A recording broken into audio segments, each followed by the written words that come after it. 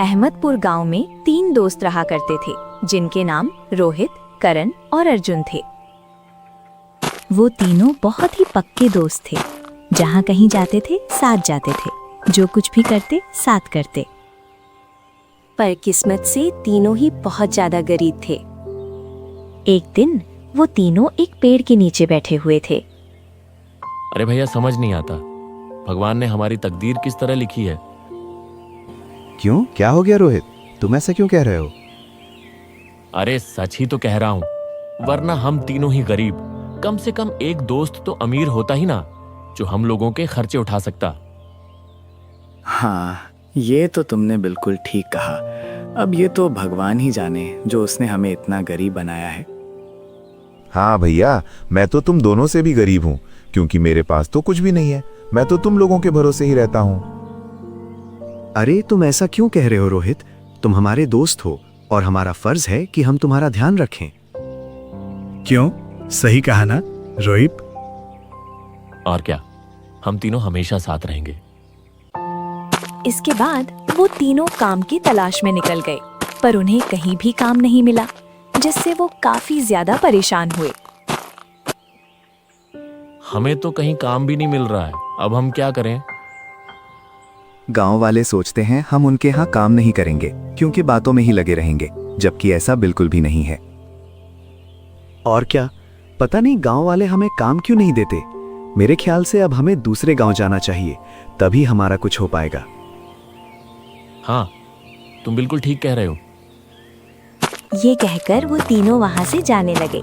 तभी उन्हें गांव का सुरेश मिला और बोला, अरे तीन तिगाड़ा काम बिगाड़ा, कहाँ जा रहे हो तुम तीनों? ये तुम क्या कह रहे हो सुरेश? होश में तो हो ना? हमने भला किसका काम बिगाड़ दिया? अरे तो तुम लोग भला बनाते ही किसका काम हो? क्या है तुम्हारा? वैसे भी हमें कहीं कोई काम नहीं मिल रहा, ऊपर से तुम और दिमाग खराब कर रहे हो। अगर उन्होंने तुम्हें काम दिया तो काम तो होगा नहीं, उल्टा खराब हो जाएगा।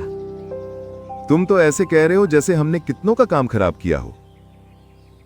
अरे खराब नहीं किया तो कौन सा तुम्हें काम मिल ही गया? अरे रहने दो हमें, इसके मुंह नहीं लगना चाहिए। वैसे भी आज का दिन ही खराब है। हाँ हाँ, तुम बिल्कुल ठीक कह रहे हो। चलो यहाँ से जाओ जाओ, तुम्हारे मुंह लगता ही कौन है? ये सुनकर अर्जुन को काफी तेज गुस्सा आया और उसने सुरेश से कहा, लगता है तेरा दिमाग खराब हो गया है सुरेश। आगे से मुझे दिख मत जाना, वरना मुझसे बुरा कोई नहीं होगा। क्या कर लेगा तू? मैं भी तो देखूं। अरे रहने दो अर्जुन, चलो यहाँ से। इसके बाद वो तीनों वहाँ से चले गए। रोहित के घर पर आने के बाद रोहित ने उन दोनों से कहा, तुम लोग आराम करो, तब तक मैं खाना बना लेता हूँ। हाँ, ये सही है। हम लोगों के ना ही घर वाले हैं, ना ही कोई और। हम तीनों ही एक दूसरे के सहारे हैं। अब बस बहुत हो गया। हमें गांव वालों को बताना पड़ेगा, हम किसी से कम नहीं हैं। ये लोग हमारा बस इसीलिए मजाक बनाते हैं क्योंकि हम लोग गरीब हैं। पर आखिर हम लोग कर भी क्या सकते हैं? तुम खुद ही बताओ, गांव वाले हमें काम नहीं दे रहे हैं। इसीलिए तो मैंने कहा कि हम दूसरे गांव जाते हैं, वहां कोई ना कोई तो काम जरूर मिल जाएगा।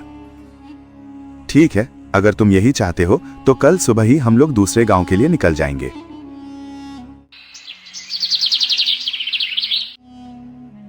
अगली सुबह वो लोग उठे और फिर दूसरे गांव जाने के लिए तैयार हो गए।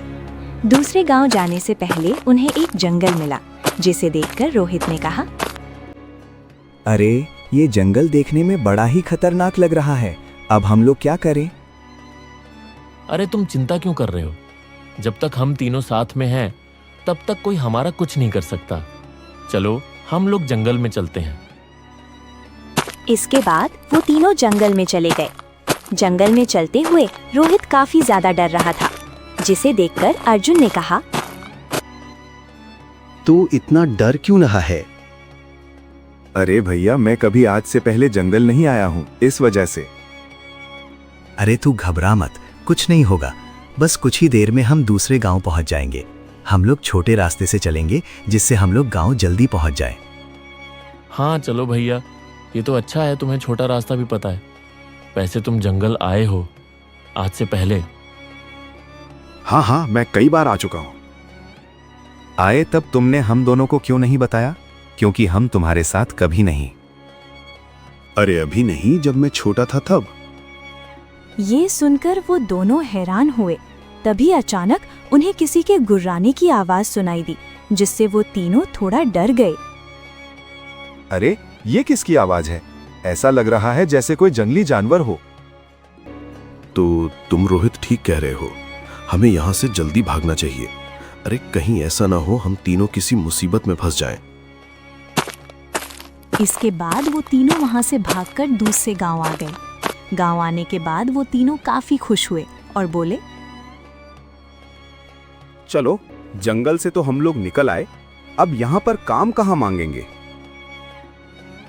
अरे तुम उसकी चिंता मत करो, अब जब यहाँ आ ही गए हैं तो काम भी कहीं ना कहीं मिल ही जाएगा। ये कहकर वो तीनों गांव में घूमने लगे। तभी उन्हें एक आदमी दिखाई दिया और वो तीनों उस आदमी के पास पहुंच गए। आदमी ने जब उन तीनों को देखा तो कहा, अरे भैया, तुम तीनों तो हमारे गांव में नए मालूम पड़ रहे हो। हाँ हाँ, हम यहाँ पर काम की तलाश में आए हैं भैया। वैसे आपका नाम क्या है? मेरा नाम तो भैया दीपक है, पर तुम्हें यहाँ काम नहीं मिलेगा। क्यों भैया, काम क्यों नहीं मिलेगा? हम काम अच्छा कर लेते हैं, हमें बहुत सारे काम आते हैं। अरे ऐसी बात नहीं भैया, हमारे यहाँ की व्यवस्था गड़बड़ा गई है। हमारा राज्य अभी काफी ज्यादा परेशान है। इस वजह से क्यों भैया, क्या हो गया जो आपका राज्य परेशान है? क्या यहाँ के राजा नहीं है? अरे राजा होते तो कोई दिक्कत ही नहीं थी। राजा को ही तो एक भेड़िया उठा कर ले गया है। क्या राजा को भेड़िया उठा कर ले गया? ये तुम क्या कह रहे हो? अरे मैं बिल्कुल ठीक कह रहा हूँ। हमारे गांव में एक बहुत खूंखार भेड़िया घूमता था। राजा को जब पता लगा तो वो उसे खुद पकड़ने के लिए जंगल गए और तभी से गायब हो गए। अगर कोई राजा को वापस ले आए तो हमारा राज्य फिर पहले की जैसा हो जाएगा। ये सुनकर वो तीनों सोच में पड़ गए और वहां से चले गए। जिस पर रोहित ने कहा, अरे भैया, यहाँ आना भी बेकार हुआ, अब हमें यहाँ से चलना चाहिए। नहीं नहीं रोहित, ये मौका हमारे लिए अच्छा है। क्यों ना हम लोग राजा को बचाने चलें?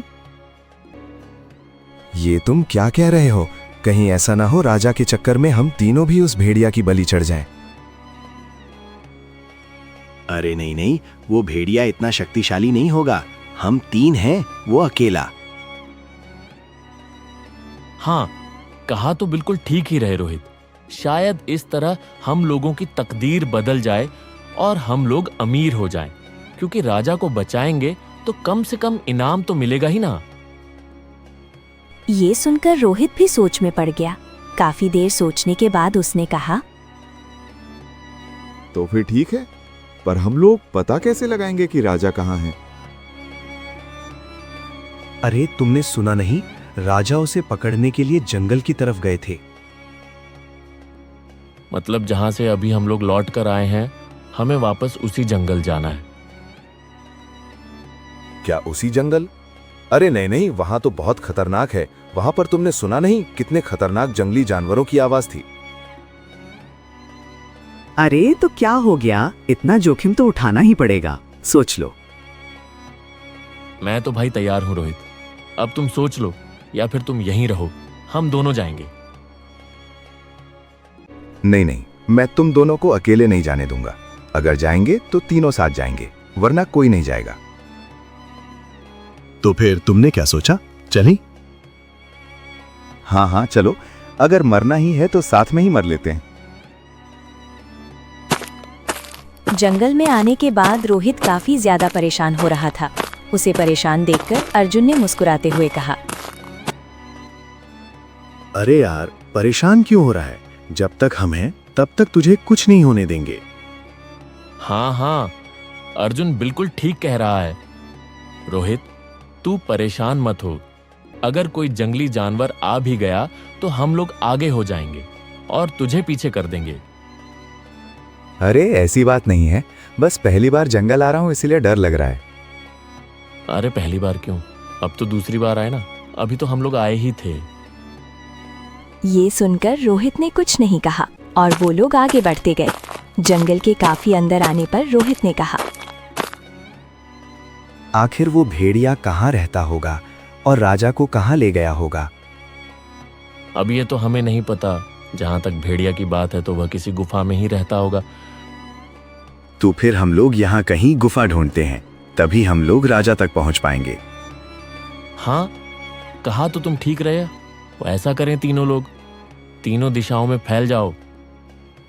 अरे नहीं नहीं, रहेंगे तो एक साथ। अगर किसी जंगली जानवर ने हमला कर दिया तो? हाँ रोहित, कहा तो बिल्कुल ठीक रहा है। ठीक है, तो हम लोग पहले उस तरफ चलते हैं। इसके बाद वो तीनों उत्तर दिशा की तरफ चले गए। काफी दूर आने पर भी उन्हें वहां कुछ दिखाई नहीं दिया, जिस पर करण ने कहा, अरे यहाँ पर तो कुछ नहीं है, लगता है हम गलत दिशा में जा रहे हैं। हाँ, कहा तो तुम बिल्कुल ठीक रहे हो, क्योंकि दिखाई तो मुझे भी कुछ नहीं दे रहा। तभी रोहित की नजर झाड़ियों के बीच छुपी हुई गुफा पर गई। अरे वो देखो, झाड़ियों के बीच में गुफा। रोहित की बात सुनकर उन दोनों ने उस तरफ देखा तो सच में गुफा थी, जिसे देखकर अर्जुन ने कहा, अरे वाह रोहित, तुमने तो गुफा ढूंढ ली। चलो हम लोग उस गुफा के अंदर चलते हैं। पर अगर वहां पर भेड़िया हुआ तो? अरे तुम चिंता क्यों कर रहे हो, यहीं से डंडा उठा लो। इसके बाद उन्होंने एक एक डंडा उठाया और उसी गुफा की तरफ चले गए।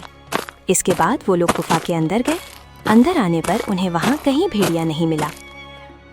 अरे यहाँ तो भेड़िया ही नहीं है। हाँ, कहा तो तुम ठीक रहे हो, पर आखिर राजा भी दिखाई नहीं दे रहा। चलते जाओ, शायद अंदर हो। इसके बाद वो लोग काफी अंदर आ गए। तभी उन्हें एक कोने में एक आदमी दिखाई दिया, जिसे देखकर वो तीनों काफी हैरान हुए। इसके बाद वो तीनों उस आदमी के पास गए तो देखा वो राजा रणवीर था। अरे तुम लोग यहाँ क्या कर रहे हो? यहाँ पर बहुत खतरनाक भेड़िया रहता है। क्या भेड़िया रहता है? पर हमें यहाँ भेड़िया मिला ही नहीं। अभी वो शिकार पर गया है। अगर शिकार पर गया है तो आप भाग भी तो सकते थे ना? नहीं नहीं, क्योंकि अगर मैं यहां से भागा तो वो मुझे मार डालेगा। वही इस गुफा के नीचे बहुत सारा खजाना है। क्या बहुत सारा खजाना है? आपको कैसे पता? मैंने खुद देखा है। अगर तुम लोग मेरी मदद करो तो हम लोग आधा आधा खजाना बांट सकते हैं। ये सुनकर वो तीनों सोच में पड़ गए और रोहित ने कहा, क्या कहते हो तुम दोनों? सौदा तो फायदे का है। हाँ तो फिर चलो खजाने को निकालते हैं। इसके बाद उन्होंने गुफा में खोदना शुरू कर दिया। काफी खुदाई के बाद उन्हें खजाना मिल गया, जिसे देखकर वो लोग काफी खुश हुए। अरे वाह, खजाना तो यहीं पर है। तभी अचानक उन्हें किसी जंगली जानवर की आवाज सुनाई दी और जब उन्होंने पीछे देखा तो वहां भेड़िया था, जिसे देखकर वो तीनों काफी ज्यादा घबरा गए।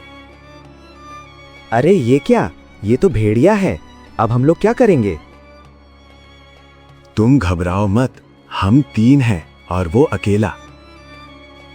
अरे 3 क्यों? अब तो हम लोग 4 हैं।